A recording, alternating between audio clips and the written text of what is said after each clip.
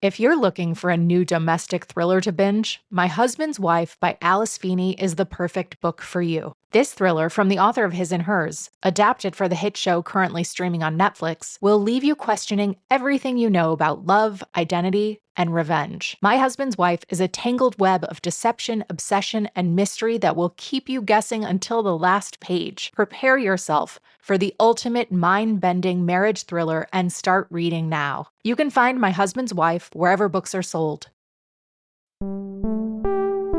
Lemonada.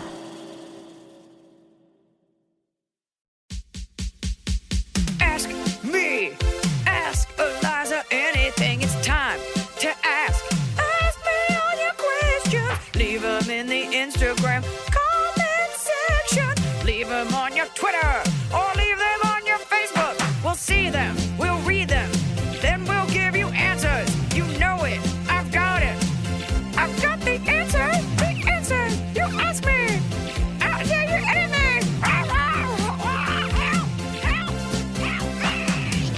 I can't believe my sign is too high.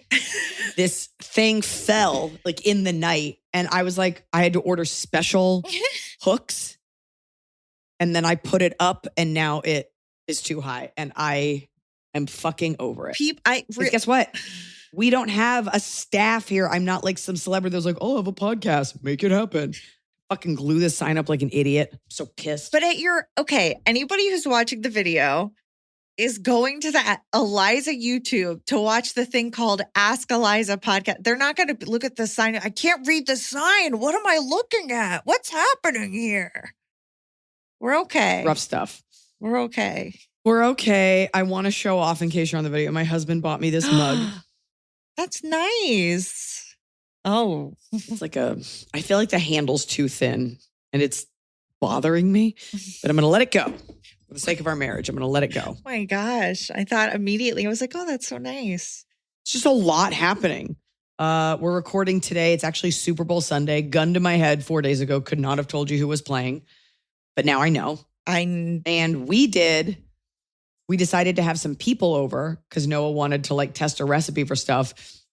So it's hard to find like the perfect, you don't want to have friends over that have like older kids because then they can't play. And you don't want older boys because they'll make a mess. You're trying to find the right friends. You're trying to make stuff. And then we realized we don't have the Super Bowl because we don't have regular TV. Because I think there was a scam. I think the overlords of all companies that own communications 20 years ago were like, here's what we're going to do. We're going to get rid of DVD. We're going to encourage everyone to get rid of their DVDs because everything's going to be streaming. And then we will make streaming impossible and we'll make it just like cable was. So now you have to pay for everything. And any movie you wanted, you can't watch because we don't even make DVD players anymore. And it's weird if you have one. And we'll take away the Super Bowl. And to get it, you have to have a special Hulu sports app. My husband went and created a fake email and then used a credit card and they flagged it. They were like, this credit card already pays for Hulu. The trial for Hulu to see the Super Bowl, if you wanted to like try Hulu free, I'm sure, which is crazy to me that they didn't like, you can sign up for Hulu free for like X amount of days, but it's crazy to me that they didn't have like a provision like, unless you're watching the Super Bowl, you can't do this for free. Went and created a fake account, put in our credit card to like try because you have to cancel after X amount or they'll bill you. They flagged it. They were like, this card's already on file. Now this account is flagged. So we had to use a different credit card, but we got it. We got that free trial. Okay, good. So you can watch. It should be your God-given American right to watch the Super Bowl. The trick that they pulled, that they took away cable and have gone back to cable is so stupid. But you know, I have 1,800 DVDs, Blu-rays, 4Ks, so I'm set. I know you do. You're like the grasshopper that prepared for the winter. No, you're like the ants that prepared, and then that grasshopper was like, I'm just going to play my fiddle all the time. And then the ants had all the food for the winter. And I would love to lend my movies to people, but like my neighbors are like, we don't have a player. Like nobody has one. So I don't know. If I live near you, you could borrow stuff. No, I'll just keep renting things for like $1.99 and having my daughter not watch them. I'll just go pour $0.50 at a time. I will say I've a couple times in my life rented something I already owned because I was like, I got to go find the disc. I got to turn on the player. I got to connect. I got to switch the input. I got to put it in. It's all so fucked. We're just playing with people's lives and money at all times. And like 6 billionaires are laughing. And the whole TV thing is so insane. Yeah. Too many divisions, too much garbage being made. And yet I can't get a part in any of it. So here we are. It's really pissing me off about this sign. I really don't. And that I can't bring this arm over. Nobody cares. I care. Okay, you care. All right. Do you want to? I'm allowed to have a bad day. Yeah, you totally are. But I'm telling you, the fans are going to be like, we don't care. We love it. I know. We'd love if it. They need a higher standard. Fans come get mad at Eliza for not having a sign good enough.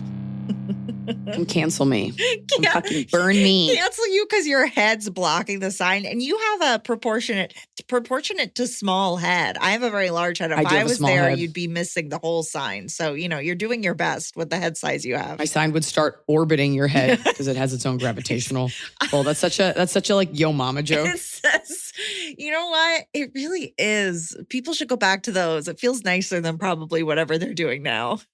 I played at a comedy club last night, which is a newer club, and it's in downtown LA. It's called The Upstairs, and the crowd was great. Like, it is downtown. Mm-hmm. It is like where the 110 and the 10 meet. Like, it is, and I was just making fun of it. It was like a haunted button factory. It's like between a strip club and a weed dispensary, but the crowd was great. And so I was like, well, where am I going? So I went on to Google and I was like reading the reviews, and they're all 5-star reviews. Like, we had the best time. My favorite comics dropped in, and there's one negative review. And it was that some woman didn't like that a comic said the R word because her brother is mentally handicapped. And I'm like, I don't know. It's a comedy club. You guys have to remember that it's a safe space, not for you, but for us. I think it's a review I would leave for the comic, not for the place. I think that's unfair to the owner of the establishment. But that speaks to the type of person who would even write that review. Like, I went to see some art and I didn't like the art. Therefore what? And you don't even name the comic. So it's just like, you should not leave your house then. Because you never know what's going to get you. No, I would just personally say. Comedy club's a safe space. But I wouldn't go see that comedian again. But I wouldn't leave a review. I'd be like, that comedian's not for me. So I'm saying that speaks to the type of person that would do that. It's like, well, then you shouldn't watch any comedy. Like, if you don't like it and you're going to like leave it as, watch out for this no-name open micer. People also forget that like a comedy club, like in the way that a jester could make fun of the king, you can say whatever you want on stage. You can. And if you don't like them, don't go see it. Right. You don't have a right to decide that person shouldn't make a living just because it's hurtful or shitty. Like, everybody has their own set of sensitivities. Right. I mean, you have a right to not pay them and not see them again and not go back to the club when that person's performing there. Yeah. You don't have a right to call the club and boycott them. I mean, you could tell your friends, hey, this happened and I didn't like it. And they can decide if that's with or against their own ethics. We're talking about two different things. That is your money. That is your thing. You do not you have the right, I suppose, but you don't have the right to expect that this person will not be allowed to make a living simply because you disagreed with what they said. Right. That's actually fascism. I wouldn't tell the club, but yeah, I would tell people like, oh.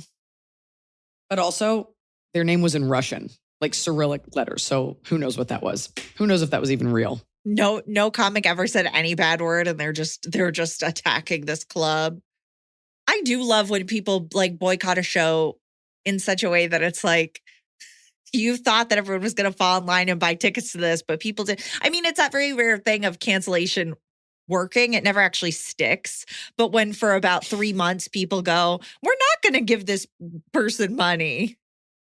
I think there's a difference. I think you rarely see en masse boycotting. Like, we have this whole ICE issue now and people are like, don't go to work. And people are like, we're going to work. Like, you rarely see a group of people like, Dave Chappelle offended me, so 500,000 people return their tickets. Instead, what you see is someone goes over the head of someone and they go to their corporation. They put the pressure on the corporation and then it comes down on that person. It's rarely like, I'm not shopping at your shop. Well, although it did happen to that Jew hater at the Fred Siegel restaurant who lost her business because she was a bad person. I do think about, do you remember you had someone on the show who does a lot of videos and they said something about a pop band. So the pop band's fans en masse wrote to people you worked with to try to get you canceled because you had had this person guest on your show before. Do you know what I'm talking about at all? I don't remember, but I do think that shows, first of all, it's usually young people who don't pay taxes. It was very young also people. That disconnect between responsibility, obligation, and your feelings being facts. We have this virtuous idea of how to change something, I think, especially as young people. So these young people were told, here, copy paste this letter, send it to these 3 people from Eliza's site. So they thought, this is how you make change, because they don't even know. They're not given a way to make change that actually matters. So that they thought they were helping. Also don't have real lives. Right, that too. I mean, these fans are notoriously involved, but they were harassing. I like how you don't give specifics because you don't want them coming after you. I'm scared of that. Guys, think about what pop band might have the scariest fans in the world. Like Let's move on because I feel like they're like zombies. Like if they hear you breathing, they're like, did you say something about BTS? No. About who cares? Now I can't say BTS. The bind. I always think of BTK, the bind torture kill. I do too. Killer. That's right. I do too. Oh, I feel like most of our sweet lamb listeners are like, bind torture kill. I know. Who's that? What's going on there? Don't Google BTK. And I always confuse BTK with BTS behind the scenes, not even the K-pop band. Oh, yes, absolutely. That's like a phrase we use. You can't just have the same name.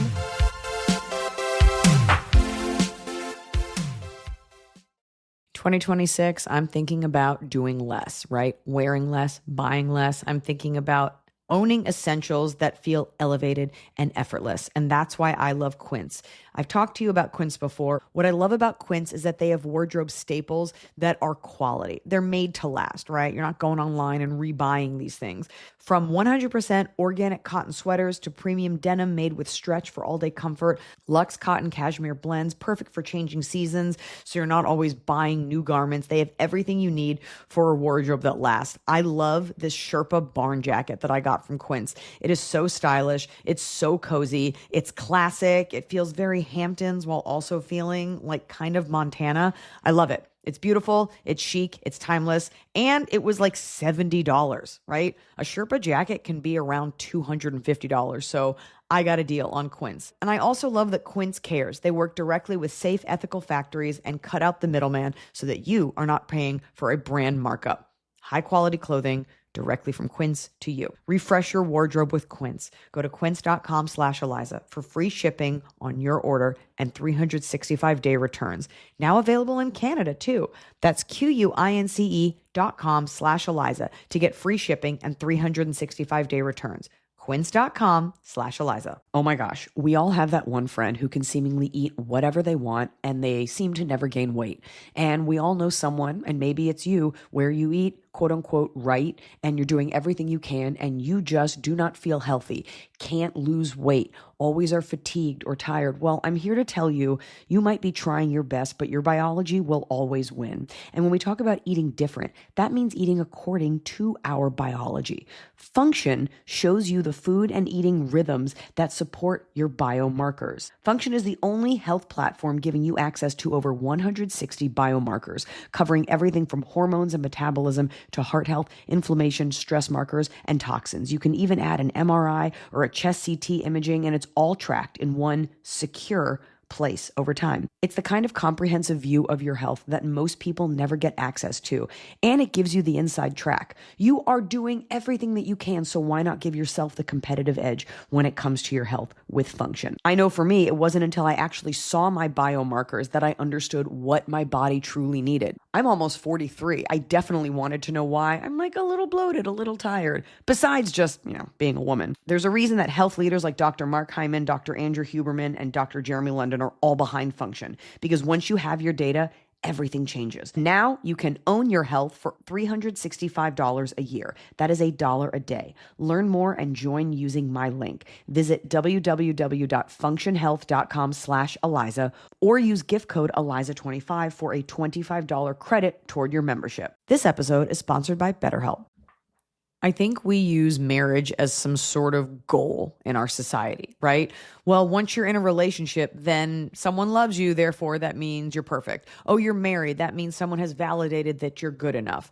And the truth is, a lot of people are still figuring it out. And just because you found someone doesn't mean that you don't still have work to do on yourself. And no matter where you are in your romantic journey, therapy can help you, whether it's becoming the best version of you, communicating with your partner better, or working out your issues. We all could use a little bit of therapy. I've used therapy in my life, in my marriage. I suggest it for everyone.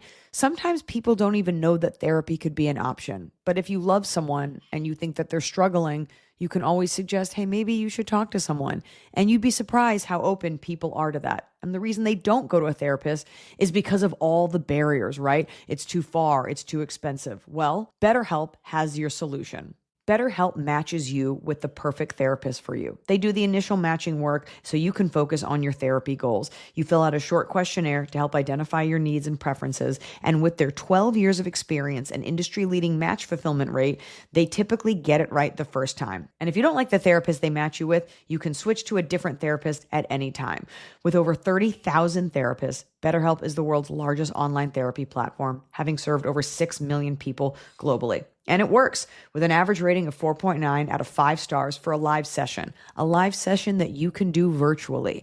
No more driving across town or sitting in a weird waiting room. We could all use a little help, and BetterHelp is here to help. Sign up and get 10% off at betterhelp.com/Eliza. That's betterhelp.com/Eliza.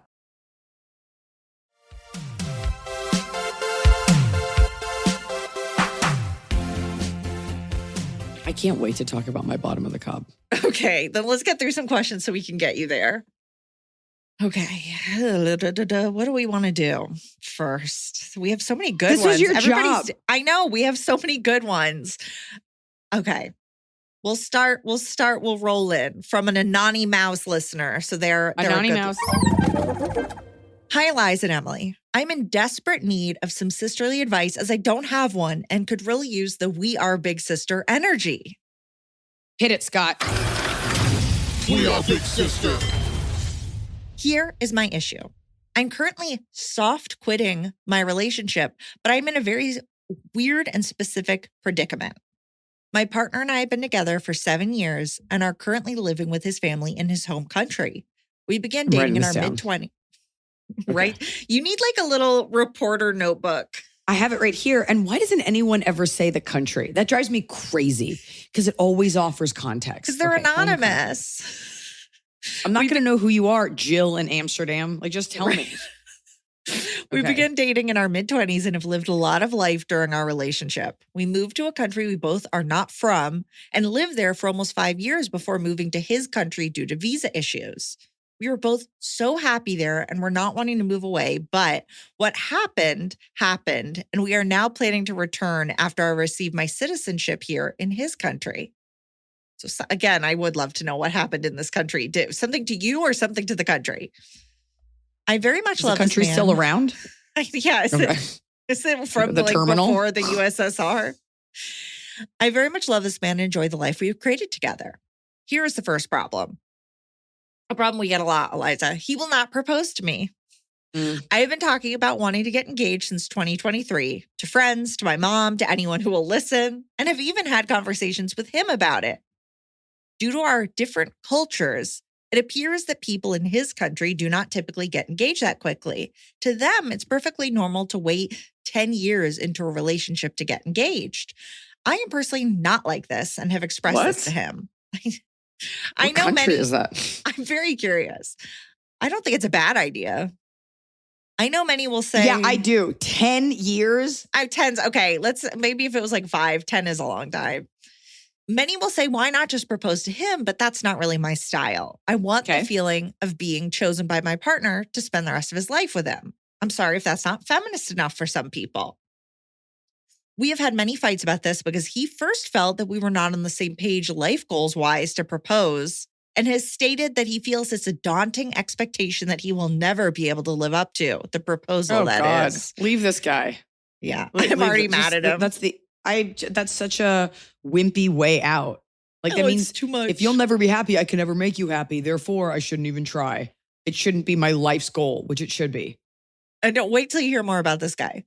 I can understand where he's coming from with this because we're very different people. I love planning and traveling and big events, surprises. He doesn't do any of this. He's a homebody who just accepts things that happen to him and is go with the flow. This guy's got to be so hot. He Like has to he's be got so to be hot. like so hot over there in the Balkans that you're just like, look at like, I can't leave him and this cold potato salad. Oh my So God. here's the second issue. Our first issue is they're not engaged. Second issue, I want to be engaged before making any big milestones in a relationship, such as buy a house. Such as Emphasis, moving please, to a Emily. foreign country. Yeah. We are now in the process of saving to buy a house, and this is something he has wanted to do since we moved to his home country. He says it will set us up financially for our future goals of returning to the country we love and will overall progress us forward in life. While this is true, I've never been someone who wanted to buy a house before at least engagement. This is also a cultural difference because renting in his country is basically the same cost or even more than a mortgage. And house buying is more common for unmarried couples than where I'm from. I an bet this is interesting wrench. Switzerland. Like, I are don't you know why I trying to feel blow that up her way. spot? I'm just trying to figure it out. Okay. Okay. I have told him I want to be engaged before buying a house, but we're hurtling towards this purchase. There's no sign in sight he's even thinking of proposing. And I'm devastated because I know this is the straw that's breaking the camel's back. He's confirming to me that what I want doesn't matter in the scheme of things. And he believes he knows better and therefore will always do what he wants first. And 'Cause he's sadly, so hot, this is too. He's so hot. It feels so good. Man. Yeah. Sadly, this is getcha. not the first time he has shown me this. In the country we previously lived in, I wanted to change cities as we had no ties to the one we were in except some friends we had made. And he was also happily unemployed at the time. I was unhappy in this city and wanted a change of scenery. He agreed to the move all the way up until a month before I said I had wanted to go when he started job hunting and got a job. Mind you, we were not on working visas where our stay was dependent on our job. We were allowed to work and travel as we pleased. When I expressed that I expected us to still go, he looked at me like I was crazy and stated, "Why would I leave? I have such a good job." That is insane gaslighting. No job. And then he goes, I got a job. I'm sorry. If you're going to, we need, just for the sake of storytelling, when you guys write in, if you don't have to say the exact city, but say one next to it just to color it. Cause it's a lot of like, buckets Culture. to fill. Like we were in this city, then we didn't have the visa, then we moved to the other city. And as an American, like my head is spinning. I'm like, how Well- are you just roaming around the world with no job and no money and you're just buying houses? Like, Yeah. we need to create stories here so that we can grab onto them. But please continue. We need to The quicker we establish finish this, the quicker I can tell you exactly what I think. a base reality. I ended up going by myself. He believed for a long time I left to get space from him, even though I told him many times I left to get space from the city I didn't like. I ended up returning after a couple of months because I didn't enjoy the distance or the rift it created in our relationship. Oh my Issue God. 3. This is the big one. This is the big one? Okay, so issue 1, he won't propose. Issue 2, he wants to buy a house without proposing and makes all the decisions. Issue 3, I am on a dependent visa, meaning he is sponsoring me by Oh my way of God. being my partner and a citizen of his country to live and work in his country. Our goal is for me to Fuck. get citizenship in his country and then move back to the one we love. I want the citizenship. This process will take What? another 4 years. No. I feel like I am trapped. I love this man so much I want to marry him, but he showed me too many times that what I want is not of value to him in my relationship. I've had to berate him to be a better roommate countless times. He never plans any date or travels unless I specifically ask. He's addicted to gaming. Ugh. I cannot expect him to change anymore to value my wants and needs, but I am living in his country dependent on him. What do I do? My thought process is just stick with it until we renew my visa in 2027, reevaluate then, and potentially leave if I still believe it's the right thing to do, hence the term soft quitting. I love him, but if he buys the house before proposal, that's a sign to me this isn't meant to be. Please, any advice would be greatly appreciated. I don't have anyone to go to because everyone I know knows my partner, and I don't want to get Okay. him back that I'm thinking of leaving. Listen. But this person has seen you perform in 2 countries. That's pretty cool. Listen. Okay. I feel like you live in Europe just because you're like hopping around a bunch. 100%. Yeah. If Not there's America. Are you a political refugee? Can you not go home to your own country? I know that not all countries provide access to the types of jobs we want, whatever. You are dependent on this person. I don't know the laws it's like a little unclear. Like you want to move to a country to get something so you can go to another country. If you guys pay together for a house, whose name is that house in? Do you have any rights? Is it a joint thing? Would you sell it together? It sounds like you guys are going to use your money, buy a house in his country or whatever other country, and then you're stuck. Then you will have paid all this money. Do not buy a house with this man. Do not make any large purchases with him. I don't know why you still love him. Probably because you don't know any better. My advice is you need to get independent as quickly as possible. And I don't know if that's establishing your own work visa. I do not know anything about international law, but what I do know is that you are an able-bodied person with blood pumping through your heart and a brain. So go back to your own country, find somewhere to live, get a job, get away from this situation and person. This idea that you're just going to waste the next few years while you guys are not aligned. And even if you do buy this house and you do get aligned, he doesn't want to marry you. Let's say this guy proposes. I don't want you to marry him because the biggest red flag to me is him being happily unemployed and then you say you're leaving and he goes out and gets a job. Like, now we have to stay. Ugh. And he's a bad roommate. Like, you want to be married to and maybe even have a baby with a giant child who doesn't respect you and games all the time. This is the worst. And I get, especially in Europe, like it's a different way of life, whatever. Have some self-respect. I didn't hear anything about your job. You need to go plan the rest of your life. You want to be married. And if there is a version where you're like, I just love him, I want to be with him, but that isn't it. Because you do want to be married. You want more stable things, and that is fine. Forget the feminism of it all. You want someone to want you as much as you want them. This is uneven. You will be unhappy for the rest of your life, and you will be unfulfilled. Leave this person, get a Euro-rail pass, and get the fuck out of there, and go back to Rotterdam or wherever, find a life, find someone else. If you weigh out your options and your best option is to stay with him to get your paperwork in a year, fine, but do not stay with him because you think he's going to change. Even if you get him to propose, everything else about him shows a lack of commitment. So also you're going to be miserable for the next 3 years, and you say soft quitting. That is such a shitty place to be in where you're like, you're shitty, so I'll kind of be shitty. Right. We're in 2026. I know. It's a surprise. So what, in a year, you would get your citizenship, but you're not married? Is because you're living together? I think she's applying for it and there's hoops to jump through. What? Give it a year. Like, what's the monkey branching when people are like dating someone and they set up the next relationship before they leave? It's like that, but for life. And also, I mean, if it is just a year, but like also, what if you don't get it? I mean, and also, what if he breaks up with you 6 months into that waiting? Yeah. I just think you owe it to yourself to sit down. I haven't heard anything about your job or your goals. And think about what you really want. I don't like this guy either. He fucking owes it to you at this point. So like on paper, at least be your husband or boyfriend so you can get your citizenship. Yeah, because I'd say logistics wise, if in this country it really is cheaper to own than to rent, yes, it makes more sense to own regardless of whether or not you're married. If you have all the right legal work in place that you can sell or back out or he has to buy you out, that seems like. But everything else it's a mess. I'm not hearing enough. I'm hearing a lot of doubt and not enough self-respect and motivation on your end. So we're telling you, figure out a way to get out of that, or within that year, set yourself up.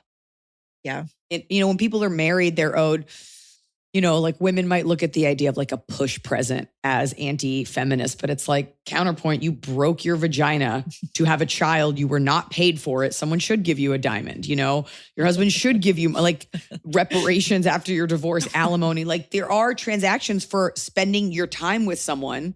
And if you are spending, so I don't know what that metric is. I don't know if you're also contributing to that rent. And then if you also to that house. And then if you also are entitled to it, you didn't give us enough data, but you need to get very serious about how you want to spend the rest of your life. And unless you're just willing to be a little bit miserable because he's so amazing and handsome, this guy sounds kind of like the worst. And please don't write in and be like, no, he's not. He's really nothing you wrote in your letter makes this guy sound good. No.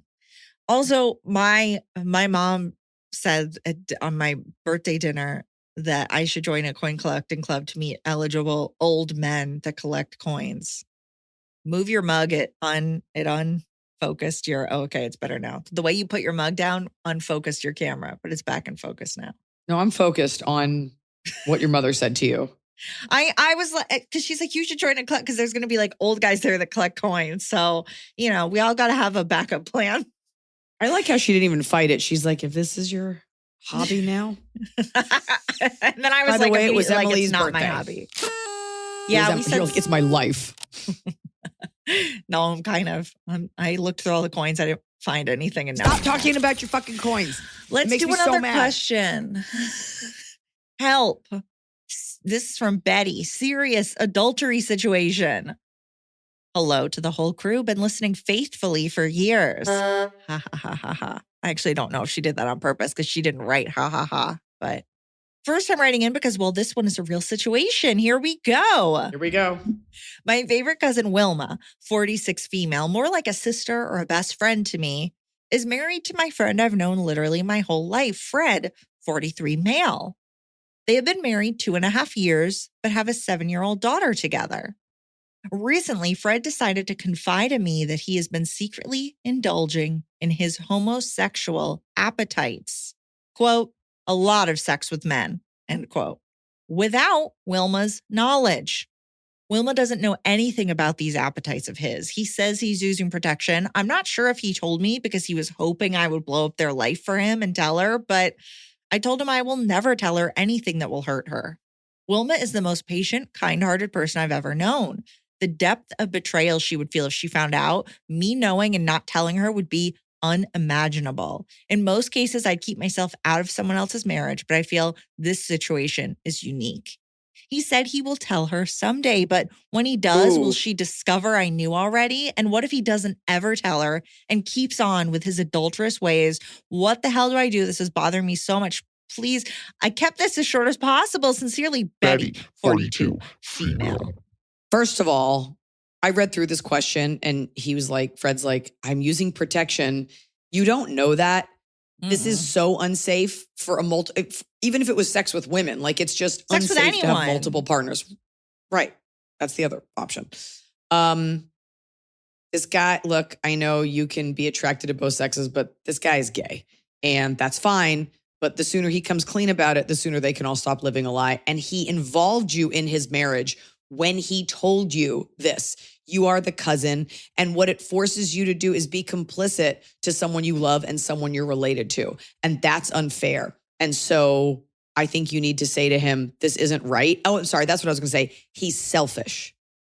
It's selfish to have an affair like that. It's one thing if you meet someone and you're trying to sort it out. To have sex with multiple people while you're trying to figure out your life and you'll just have your loving, devoted partner on the back burner and you're going to go tell her cousin, this is so messy and shitty.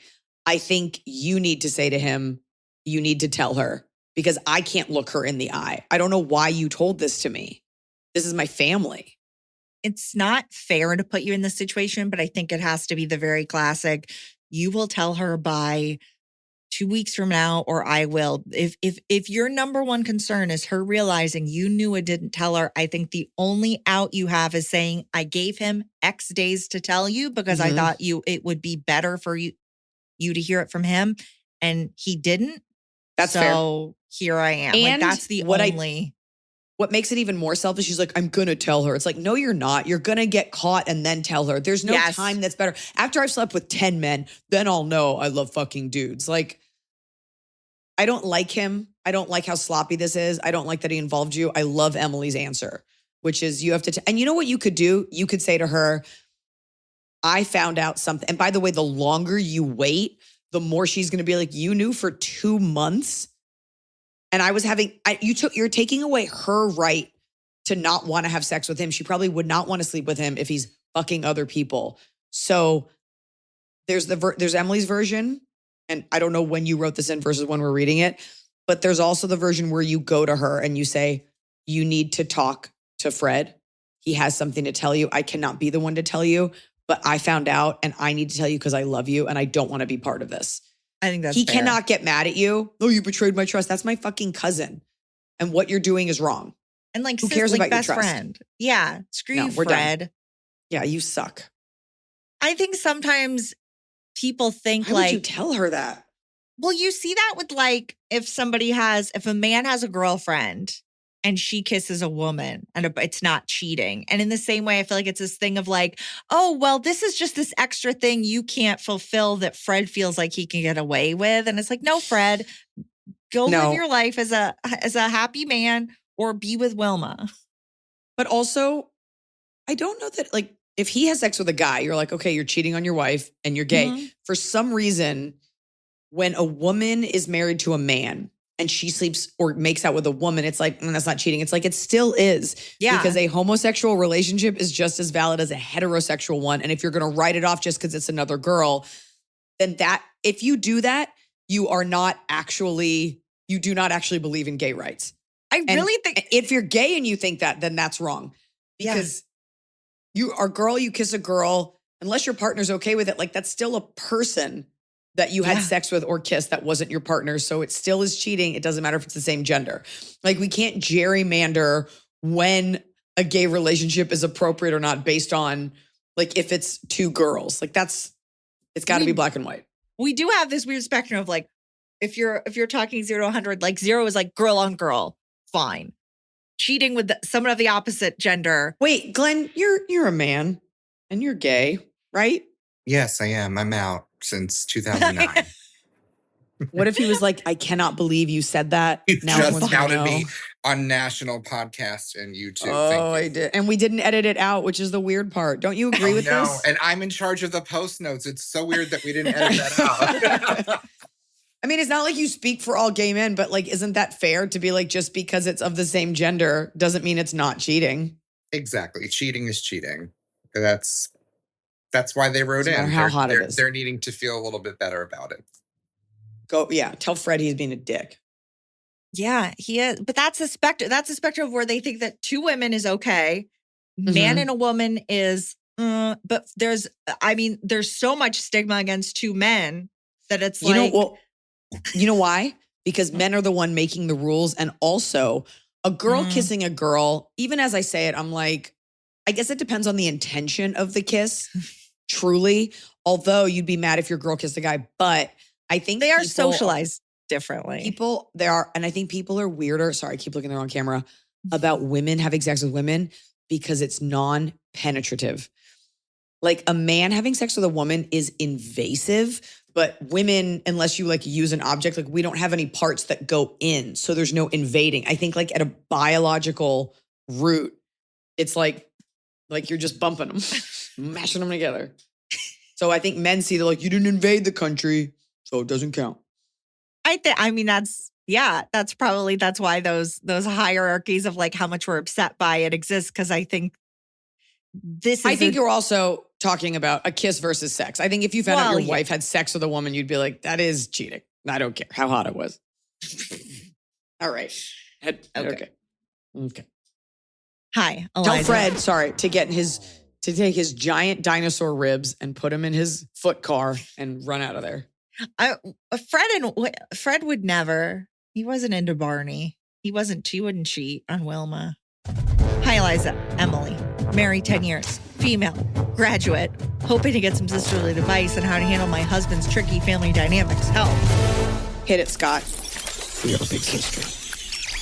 I like how you do it too, like a little one. Just to let him know when I said hit it. Because why I said hit it, it could be anything.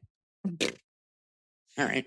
Background. A year ago, I went no contact with my in-laws. It all started when I asked them if they wanted to come for dinner to see our new house. And they told me they didn't feel comfortable in our home, me being the source of their discomfort. They said I'm cold and unpredictable when we get together. Already those 2 things you can't be both of those. And that you can. That the catalyst was a dinner where they claimed I accused my father-in-law of hate speech. They made up various untrue details about the event, and my husband, who was at the dinner, has backed me up that it never happened. I would never accuse someone of hate speech. I told my father-in-law that it wasn't the place and not kind to be making fun of gays in the gay-friendly downtown restaurant we were eating in. This wasn't the first time he had made jokes about gays. Oh, as far as being cold goes, I tried for years to have them be involved in our daughter's life without success. A couple years ago, I invited them into our home for a week over Christmas, and my father-in-law ignored my daughter. She asked him to read her a book the day before they left, and he told her no. My mother-in-law is better with her in person, but makes no effort to see her. These types of interactions have become increasingly frustrating to me, and I don't feel overly loving or wanting to hug when we interact. I've increasingly become distant over the years due to this, and as my frustration grows with how my daughter is treated. My husband refuses to talk about the situation. Part of me wonders if this stems from his childhood that he claims he remembers nothing about. Oh, yeah. You think? Something that you've blacked out to be emotionally stable? Fast forward, my husband and I are expecting our second child. Do I try to mend this fence for my children's sake? I feel bad they don't get that relationship. I've offered to just apologize for something I didn't do so we can move on, but my husband disagrees. He only sees them a few times a year, even though they live close by.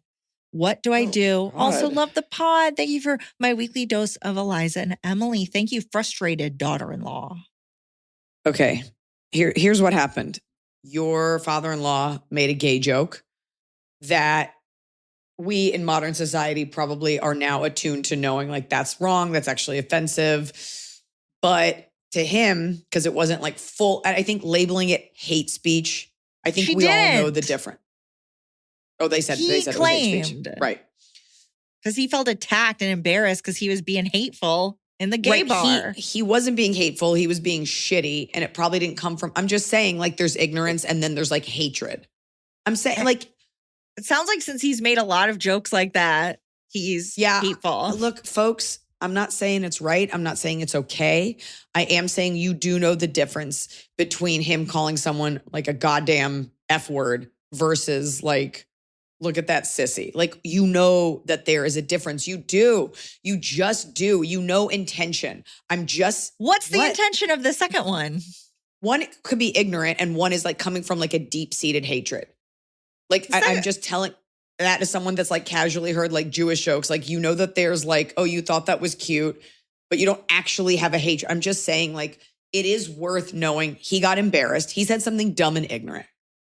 Unless this guy does hate gay people. But that's not what I'm getting from this. He said something ignorant and then he got embarrassed. So then he went even harder and he was like, you called it hate speech. You're like, no, I didn't. So it escalated.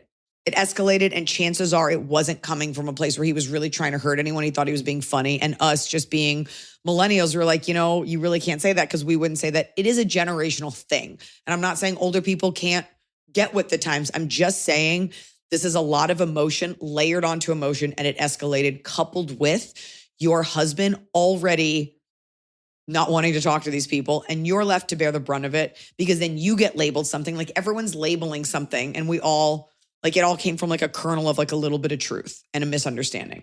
Because you're asking me, what do I do? The answer is your husband needs to go to therapy. That's number one. You want your kids to have a relationship with their grandparents, but you cannot dictate what type of grandparents they are. So the kid came over, you say the grandpa didn't want to read a book. Had he already read them 5 books? Was he about to fall asleep? Were they on their way out? Like, I need more context because like just now, I walked by my son. He was like, mommy. And I was like, nope. And I just walked by. Like sometimes you just like, it's enough. I think you start over.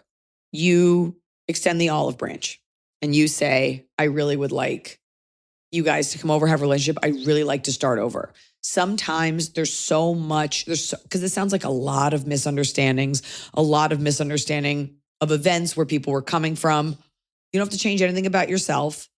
I'd like the opportunity to start over. This new baby's coming. When the baby comes, we'd love to have you guys over. I did this with a relative recently where there was just years and years of you did this, but you did this and you fucked up this way and you did this. And I said, I don't think we can fix this. But if you want to have a clean slate, I would really love to start over. And I think in saying, I would really love that, lets them know like, hey, this is something that I want. I think you want it too. But she wants it for her children, but I don't know why. Her husband doesn't care. The grandparents don't care. She's like, that's not necessarily true that they don't care. And if they don't, then what you are doing is extending the olive branch. your husband's an emotional child and the grandparents seem like they might suck. But as a mother, I understand the desire to like give your kids their grandparents, because it doesn't sound like the grandparents are, or if the grandparents were horrible to the kids, then you'd say no. You're wanting to give them the opportunity. Extend the olive branch, just put it out there, have them come over. Maybe it'll be better. Or maybe they do suck, in which case you see them a few times a year and then their indictment on you is irrelevant. But this sounds like a lot of misunderstandings built on top of each other. So you say, I'd love to start over. We'd love to have you guys over. Sunday, the baby, whatever. And leave it there. At least you will know that you started fresh or tried to. I want to know what happened in this husband's childhood. I want him to get some. Parents sound like they just suck. Yeah. But also like, particularly. so you invite them over and they don't engage with the kids and then that's who they are. And then you know it for sure. And then at least you will know it's not for lack of trying. You might be cold. You might be all those things, but it's as a result of the way that they behaved. And then they'll say, well, we behaved this way because you did X, Y, and Z. Like it's all buried and you're not going to untie it all. That's why I'm saying start over. No one murdered anyone. No one hit anyone with their car. Start over. Maybe don't go to the gay bar. Maybe don't disrespect the establishment and the people. Maybe just eat dinner at home and just see. Go to a Cracker Barrel. There you go.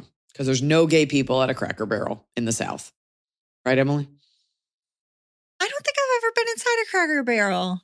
See, and if you did, you would know that it is just dicks out and male dancers. These eggs are overcooked.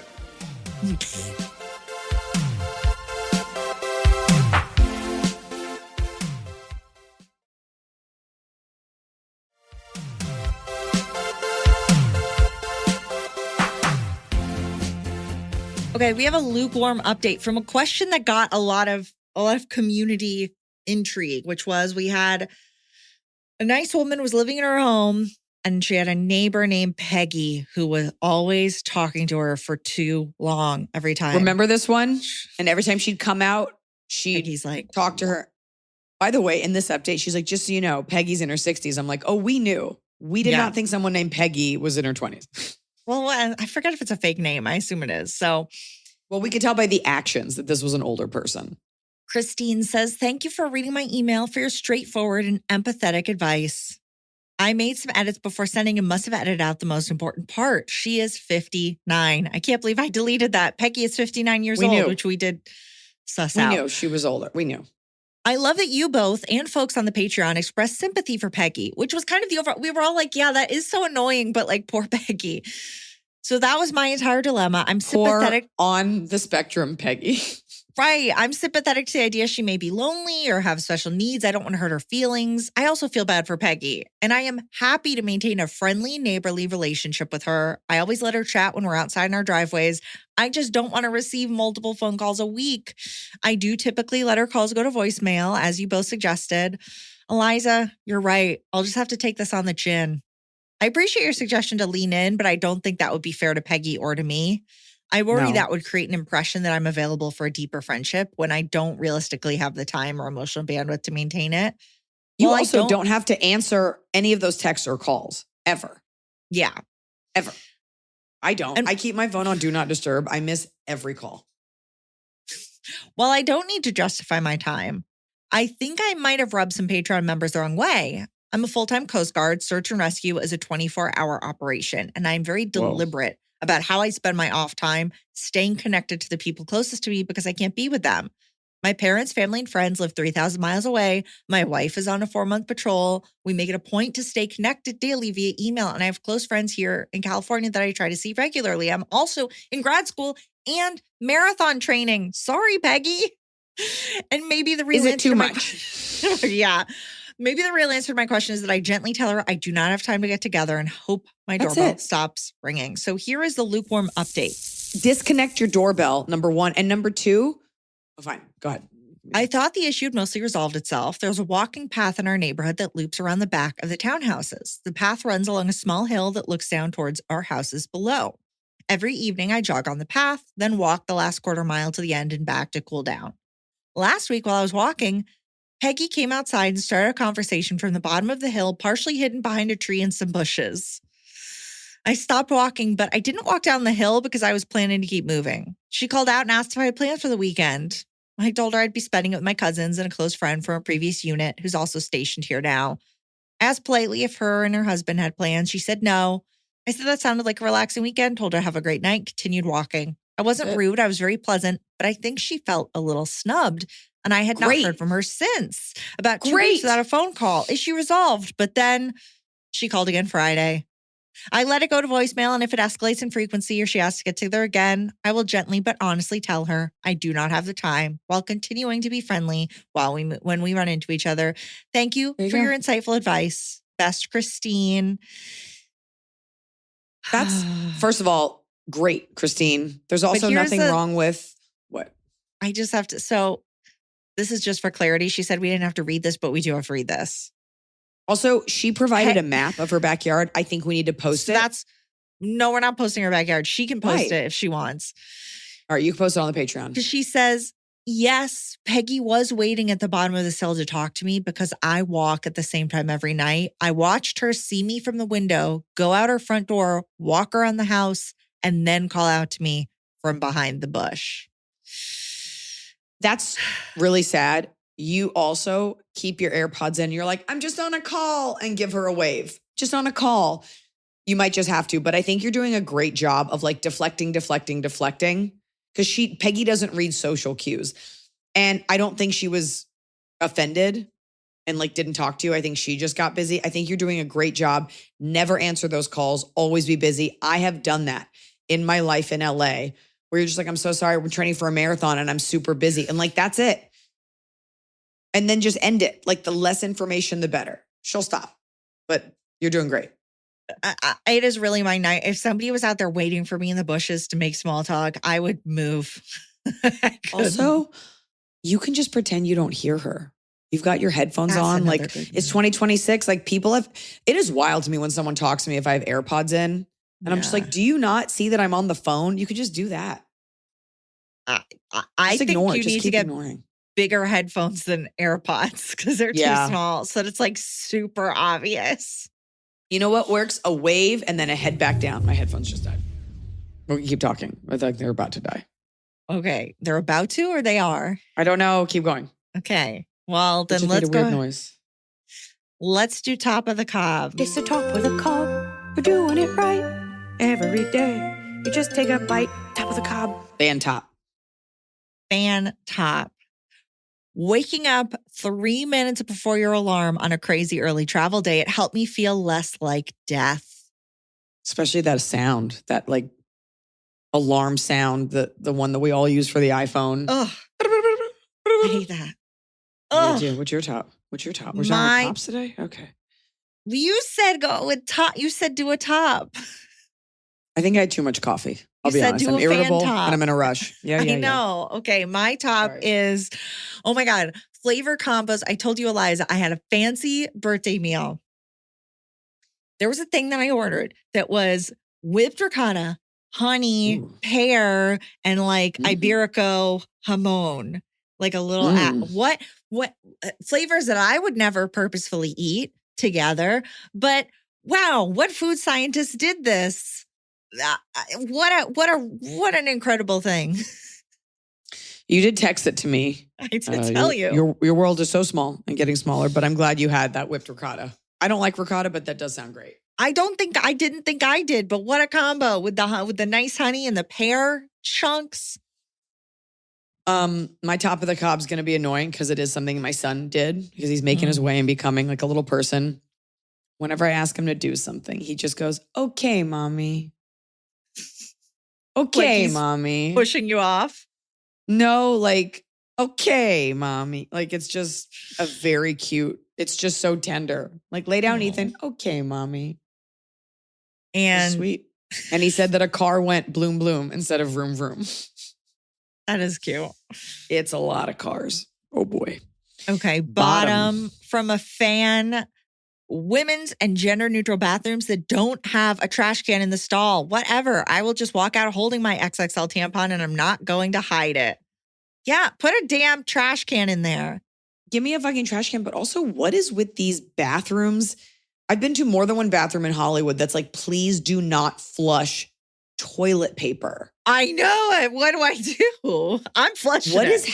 What is happening that regular plumbing is not handling that? And like, so you take a giant dump and I'm just putting it in a trash? No, Or I'm not. What? That's the one time I'm breaking a rule. Is this a language barrier? Like, do you mean like paper, like the liner for the toilet seat? No, they mean like toilet. I'm like, I'm flushing it. Like it's a muscle memory thing. All right, what's your bottom? My bottom is I bought a big salad from Costco. Huge mistake, because guess what? You can't do but as one person. Eat a whole big salad before it goes bad. I got brown leaves. I'm like, can I pick around these? This isn't right. As a single person, I can't have a salad. Why That were you happens at with bags Costco? from the store too, because I needed to order. You shouldn't be shopping at Costco.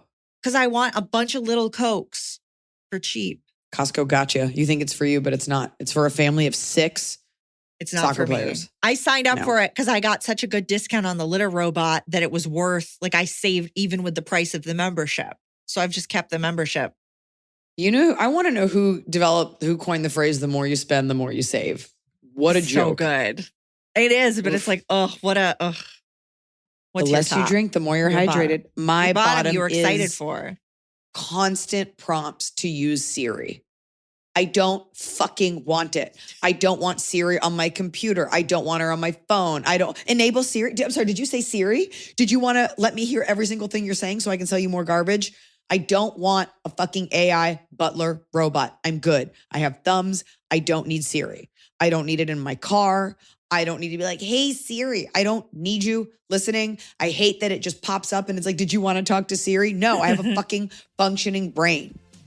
Fuck you, Siri. I love you, Siri. Please don't come for me. No, I don't. I don't listen to you and I turn you off.